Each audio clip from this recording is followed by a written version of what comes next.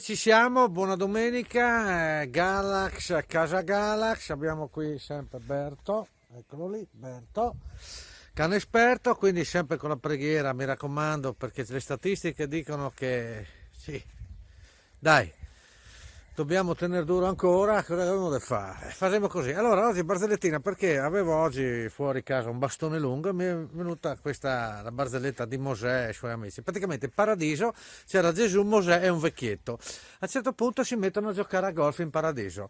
Cosa fa?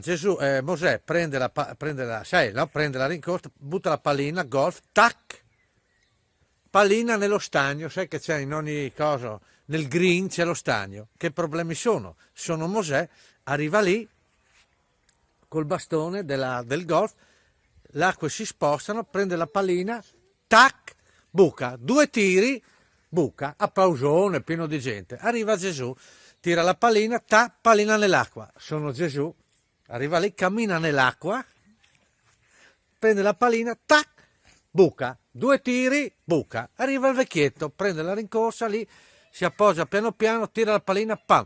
Pallina sta per cadere nello stagno, viene fuori una trota salmonata. Prende la trota salmonata, prende la pallina in bocca, sta per cadere, arriva un cormorano, prende la trota, il cormorano prende la trota, l'accompagna. Quando vede la buca, il cormorano apre il becco, la trota sta per cadere, apre la bocca, pallina in buca. Un tiro, buca. Applausone, si gira Gesù e gli fa: papà, romperai un po' le balle, eh?